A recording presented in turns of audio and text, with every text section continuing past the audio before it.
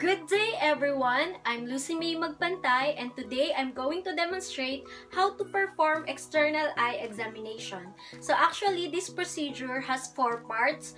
First is the inspection of the eye structure. Second, we do the light reflex. Third is the accommodation reflex. And last is the corneal reflex. So now, let's start! Good day ma'am, I'm Dr. Magpantay, your ophthalmologist for today. Can I ask ma'am what is your full name? Today, I'm going to examine your eye. Would that be okay with you? Next is to gather all the materials needed and perform hand hygiene.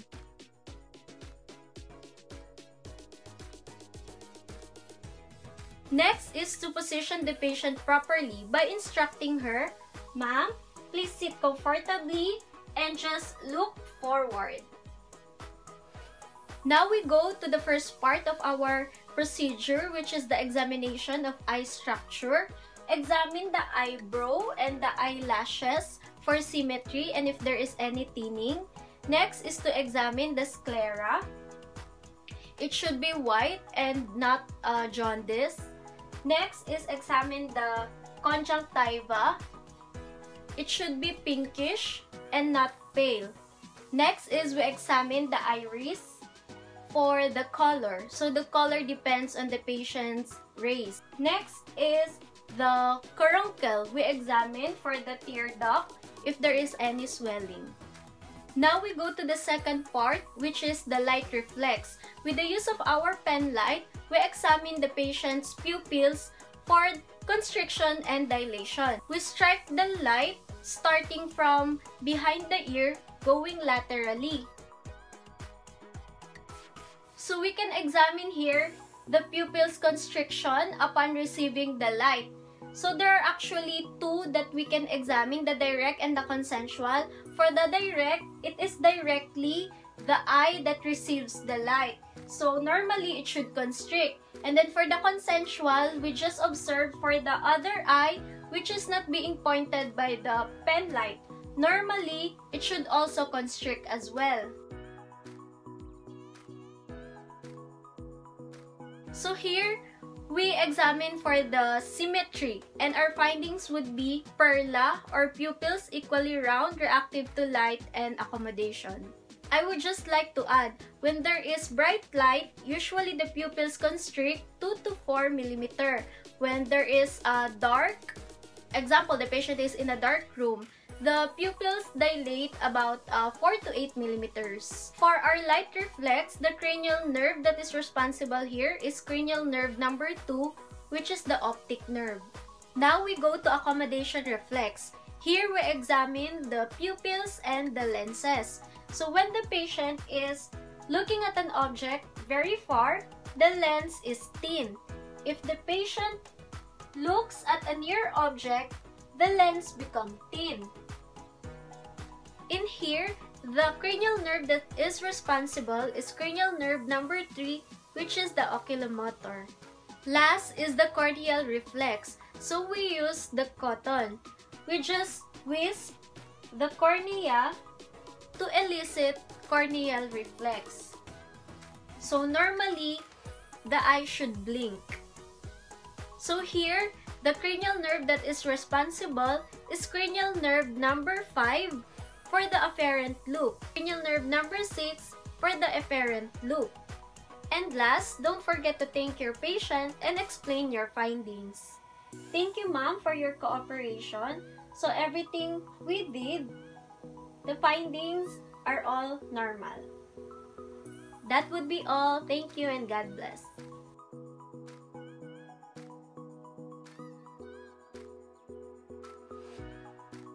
Good morning everyone, myself Shruti Kachru, 4th year clerk, and today I am going to demonstrate how to use a Snellen chart.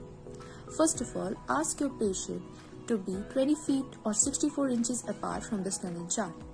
Then ask him or her to cover her left eye and read the minute alphabetical as she is able to read. Where there is squinting, then there is a problem. Ask her to cover her right eye and then uncover both eyes. The least she can read is 20 by 20, which means that the patient is able to see 20 feet at what the normal person is able to see at 20 feet.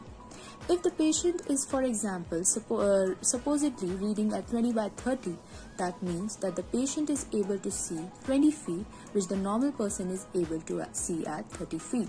Thank you.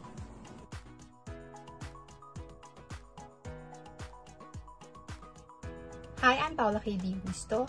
I'm a medical clerk from AL College of Manila. I'll be demonstrating to you how to do a pinhole visual acuity test. This test is used to distinguish whether the cause for visual defects is due to either refractive errors or organic causes. Based on your initial visual acuity examination, since you got less than 20 over 20, we will have to do the pinhole testing. Position the patient 20 feet away from the chart and configure accordingly. Basically, this exam will be similar to the initial testing that we did, but this time we will be using a pinhole occluder. So I'll need you to put the pinhole occluder on your right eye first, and then cover the other eye with your palm. Then read the line 3 and look through the holes. POZ. So the reason why we're starting at line 3 is because this was the last line that you were able to read a while ago. So I will proceed with the next line if you can read it. LPED.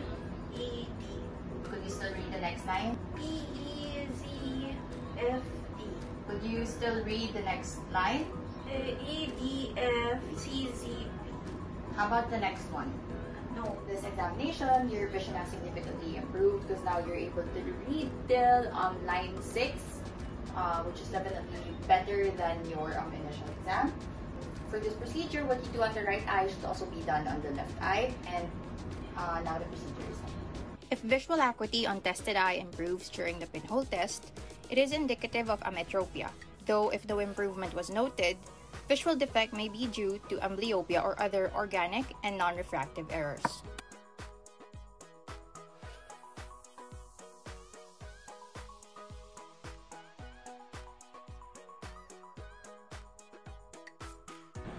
Hello, this is Jayant Kumar, and in this video I will show you how to do examination for poor vision.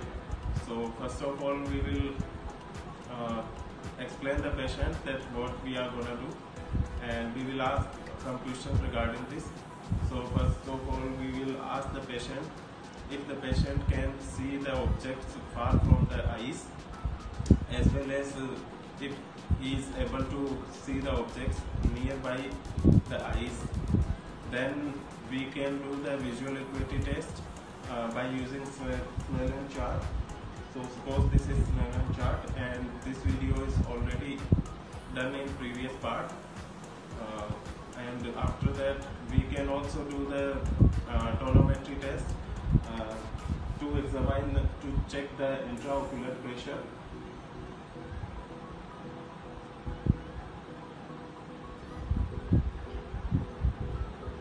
So this is how we can do the tonometry test to check the intraocular pressure. Then after that, we can ask the patient if the patient can see objects such as hand, fingers. So we can ask the patient if the patient is able to see the fingers. So can you see the fingers? Yes. So can you please count my fingers? 1, 2, 3. Okay, so now 4. now 5. 2. 1. 3. Okay, so we can see that patient is able to see the fingers, and he is also able to count the fingers as well.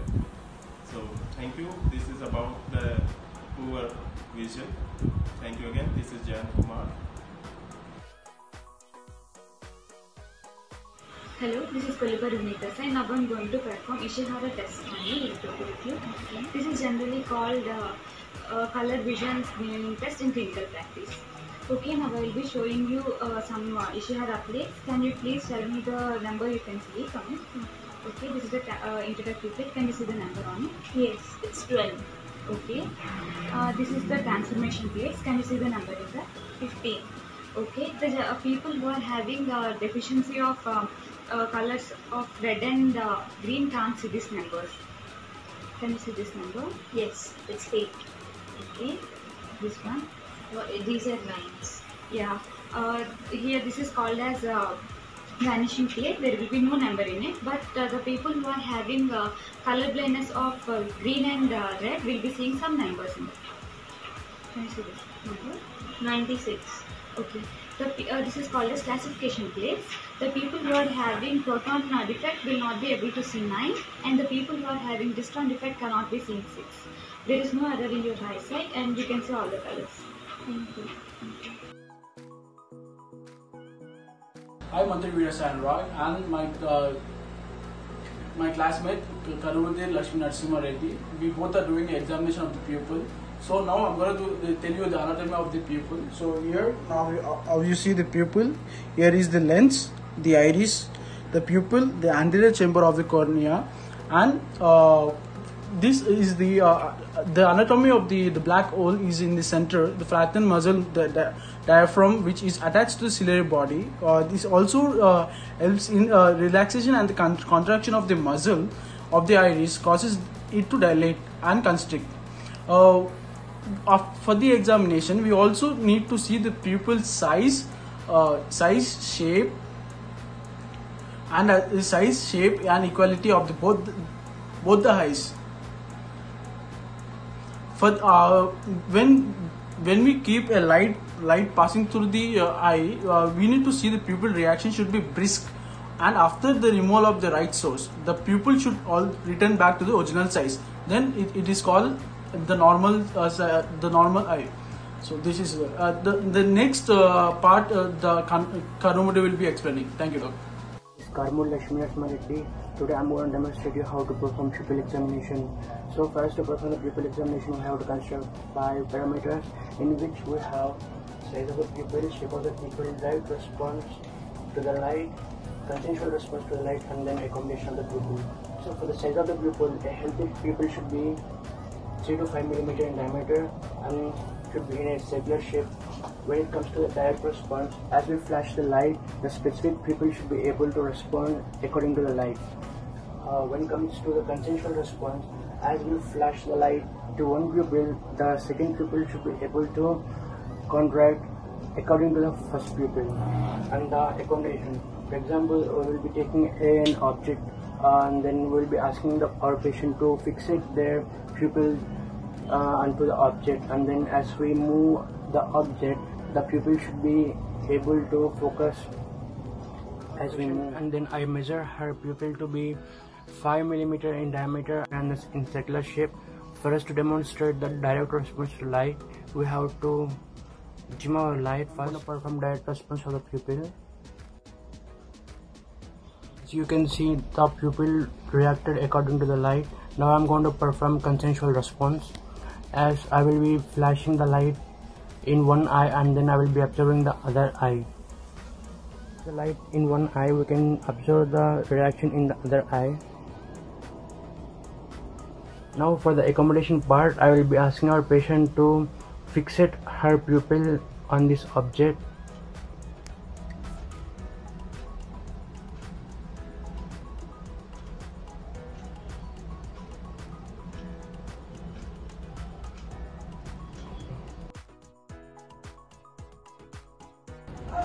Good morning everyone. So today we will be performing the confrontation visual test activity. So in this we actually see the peripheral vision of the patient. So we'll ask the patient to close one of his eyes. Can you please close the right eye? And look at my nose. Can you see? Yes. Then we'll start with the waving of the finger. Yes. May I know how many fingers are? 2. 1. 2. Now with the other eye, we'll ask the patient to close his left eye and we'll do the same eye, and then we'll ask how many fingers are there. 1. 2. We'll now start with the beginning of the fingers. Yes. Can you see? Yes. So that's how we do the confrontation. Thank you. Good morning, my name is Dilip. Today I will show how to do fundoscopic examination before starting the procedure, we need to get the consent from the patient. Good morning, my name is Nitin. I will be doing the fundoscopic examination. I will be using this device to check your eye, and I will be approaching towards your eye. Is it okay with you? Okay, after getting the consent, we need to prepare. First, in the examination room, we need to dim the lights for the clear visualization, and next we need to apply mydriatic eye drops into the patient's eye. We will be using tropicamide 1% mydriatic eye drops for the dilation of the pupil. Now we'll start the procedure. Before starting the procedure, we need to inspect the patient. We need to check the periorbital region, eyelids, eyelashes and eyes for the redness, swelling or any discharges from the eyes. After general inspection, we'll start the procedure. First, we'll be checking the fundal reflex. It is also called as the red-orange reflex. We'll be staying one hand apart from the patient, and we'll be projecting the ophthalmoscopic light into the patient's eye, and we'll be checking the red-orange reflex in both the eyes. This red-orange reflex is due to the reflection of vascularized retina. If the patient doesn't have any red-orange reflex, in adults it most likely indicates the patient is having cataract or vitreal hemorrhage. If the patient is pediatric patient, it may indicate that patient is having congenital cataracts or retinoblastoma. And next we will be assessing the retina. For this, we will ask the patient to look straight towards any switch or any monitor opposite to the patient, and we will be approaching from the temporal side of the patient, and we will be maintaining an angle of 10 to 15 degrees, and we will be assessing the retina.